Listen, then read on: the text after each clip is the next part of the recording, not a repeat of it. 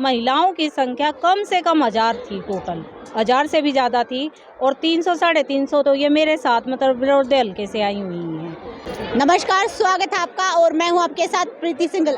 हाल के अंदर हम गोहाना में मौजूद हैं। आज यहां पर भाजपा के प्रदेश अध्यक्ष नायब सैनी के लिए सम्मान समारोह का आयोजन यहां पर किया गया था और मेरे साथ इस वक्त सोनीपत जिले की महिला उपाध्यक्ष सोनिया मोर मेरे साथ मौजूद है और वो भारी जनसंख्या में महिलाओं को लेकर आज यहाँ पर पहुंची। उनसे जानकारी लेते हैं।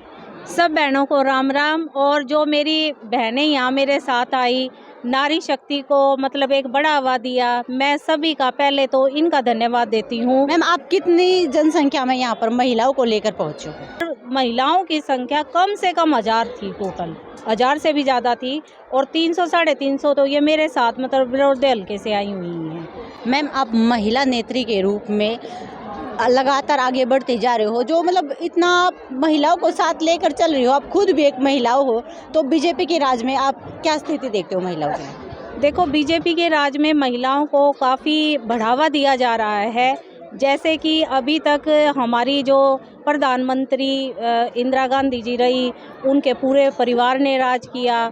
लेकिन हमारी जो जैसे कांग्रेस की अध्यक्ष भी रही सोनिया गांधी जी, लेकिन कभी भी इस तरह का महिलाओं को उन्होंने एक परिवारवाद को तो बढ़ाया, लेकिन अपनी जो और महिलाओं की तरफ इतना ध्यान नहीं दिया। और पूरे जैसे कि भाई अपने देश की मतलब गांव की महिलाओं की तरफ ध्यान देते। लेकिन अभी मोदी जी ने जो 33% अपनी राज्यसभा, विधानसभा, लोकसभा, इनमें सब में उन्होंने हम लोगों को आरक्षण दिया है। और जैसे 50% आरक्षण हमारा सरपंची में है। और वैसे भी महिलाओं को मोदी सरकार द्वारा काफ़ी उपहार दिए जा रहे हैं। जैसे उज्ज्वला योजना के जरिए जो महिलाएं काफ़ी गरीब थी और जिनको सपना था कि भी हमारे घर में गैस और चूल्हा हो, उनके सपने को साकार किया। और जैसे हम ये अपना भारत विकसित यात्रा प्रोग्राम था, इसमें क्या था, मोदी जी का सपना है कि 2047 तक हमारे देश की गिनती विकसित देशों में हो।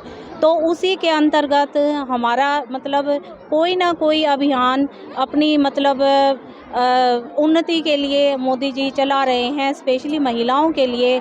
अब जैसे उन्होंने अभी एक स्कीम हाल ही में निकाली है कि कोई भी बहन अपना छोटा घर में रह के कम अमाउंट से अगर कोई छोटा मोटा कार्य करना चाहती है, जैसे खिलौने बनाना है या दरी बनाना है या कोई और चीज़ बनाना है, मतलब किसी चीज़ के कोई भी छोटा मोटा काम करना चाह रही है, उसके लिए उन्होंने तुरंत 1 लाख का जो अपना लोन है वो तुरंत पास हो सकता है। और महिलाओं को जागरूक होना बहुत ज़रूरी है। देश हमें जो सेवाएं दे रहा है हमें वो पता नहीं होती, लेकिन महिलाएं घर में ज़्यादा रहती हैं, उनके ऊपर देखो परिवार की भी जिम्मेदारी होती है, बच्चों की भी होती है। आधी महिलाएं छोटी मोटी जॉब भी करती हैं, बड़ी भी करती हैं। लेकिन जो हमारे गांव में जो है, हमारी महिलाओं को जागरूक करना बहुत ज़रूरी है। क्या कारण था ऐसा आपने जो बड़ौदा को चुना? बड़ौदा विधानसभा में आपने किसी और क्षेत्र को नहीं सुना? तो मेरी जो ससुराल है वो बड़ौदा है। अब मेरी उसमें भी झांकी में भी आई थी, मेरा इंटरव्यू लिया था। मैंने बड़ौदा को ही क्यों चुना, अपने गांव को ही क्यों चुना कि मैं अपने गांव में, मैं देखो रहने वाली सोनीपत की हूँ, मेरे लिए तो बहुत इजी है क्योंकि मैं वहीं पढ़ी लिखी हूँ और मेरा वहाँ बहुत बड़ा सर्कल है। लेकिन मेरी ससुराल बड़ौदा है और वो गाँव में है। तो जब मैंने आके देखा कि भाई यहाँ नारियों को थोड़ी सी तकलीफ भी है, सुनने वाला नहीं है बहनों की जैसे अगुवाई करने के लिए, क्योंकि देखो आदमियों को तो मतलब फुल वो है कि भी वो कितने भी खड़े हो जाएं, कहीं भी किसी भी समाज में चले जाएं, लेकिन हमारी महिलाओं को है ना, एक महिला 100 महिलाओं को आगे बढ़ा सकती है। क्योंकि जब महिला एक महीना आगे चलती है ना, उसके पीछे 100 लगती हैं, 100 के पीछे 200 लगेंगी। तो ऐसे ही हमारी महिलाओं की उन्नति होगी, क्योंकि ऐसा नहीं है कि हमारी महिलाएं पुरुषों से कम हैं, वो बिल्कुल बराबर के साथ चल रही हैं। आज के भी टाइम में अगर मैं देखती हूँ, वो इतनी जिम्मेवारी कर रही हैं, पुरुषों के बस की तो इतनी जिम्मेवारी संभालना भी नहीं है। लेकिन उसमें वो आगे आएंगी और अपने बच्चों की अच्छी पढ़ाई करवाएंगी ताकि उनके बच्चों का भविष्य बने, ताकि हमारे जैसी महिलाएं, अब जैसे मैं पढ़ी लिखी हूँ तो मैं इनको और ज़्यादा विकल्प बता सकती हूँ बच्चों के लिए भी, क्योंकि मैं शिक्षण में ही रही हूँ, समाज सेवा में रही हूँ।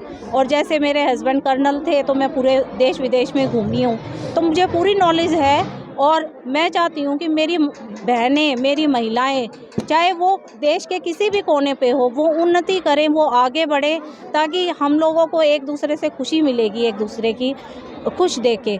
आज भी हम बहुत खुश हैं, मेरी कितनी सारी बहनें यहाँ आई हुई हैं, मुझे इनको देख के बहुत खुशी हो रही है और ये भी बहुत खुश हैं कि ये अपने घर से बाहर निकली हैं। चाहे उद्देश्य कुछ भी था, कि भी उद्देश्य ये था कि हमें हमारे आज देश अपने प्रदेश के उपाध्यक्ष आए हुए हैं और हमें उनका स्वागत करना था।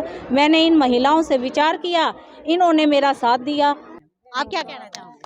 जी, मैं ये कहना चाहूँगी, मैं गांव छपरा से वीएफ हूँ और मैं सेल्फ हेल्प ग्रुप चलाती हूँ। मेरे साथ भी बहुत सारी लेडीज़ें हैं, तो मैं भी चाहती हूँ कि मेरी जो ग्रुप की लेडीज़ें हैं उनको उनका अधिकार मिले। उन्हें, जैसे आप बोल रहे थे कि लेडीज़ें घर से बाहर नहीं निकल सकती, लेकिन ये है कि यह बात ठीक है कि लेडीज़ें नहीं निकल सकती घर का काम करते हुए, लेकिन मैं भी कोशिश कर रही हूँ कि मेरी लेडीज़ें भी बाहर निकले और सब कुछ देखे और सब कुछ समझे, ताकि हमारे गाँव की लेडीज़ों को भी आगे बढ़ने का मौका मिले। और इसीलिए मैं चाहती हूँ कि भाई जो सोनिया मैडम है हमारे साथ, ये हमारी हर ज़रूरत का ध्यान भी रखे और आने वाले टाइम में ये विजयी भी बने। धन्यवाद। आप क्या कहना चाहोगे? बस इसी के साथ रहें और हमारा सहयोग रहे। आपकी भी तो कुछ इच्छा होगी ना इनकी तरह मन में। पूरी इच्छा भी आगे ती जाए, हम इसके साथ जाए। तो दर्शकों, आपने देखा कि सोनिया मोर बड़ौदा से इतनी भारी जनसंख्या में महिलाओं को लेकर यहाँ पर पहुँची थी और हमने उनसे उनकी योजनाओं के लिए, जो बीजेपी के द्वारा योजनाएं चलाई जा रही है, उन सब के बारे में बातचीत दी और अलग अलग महिलाओं से हमने व्यू लिए हैं और उनका इस पर क्या जानकारी है, उन्होंने कैसी जानकारी दी, कैसी नहीं, ये सब आप हमें कॉमेंट में करके जरूर बताइए। देखते रहिए हरियाणा उत्सव प्रीति सिंघल के साथ।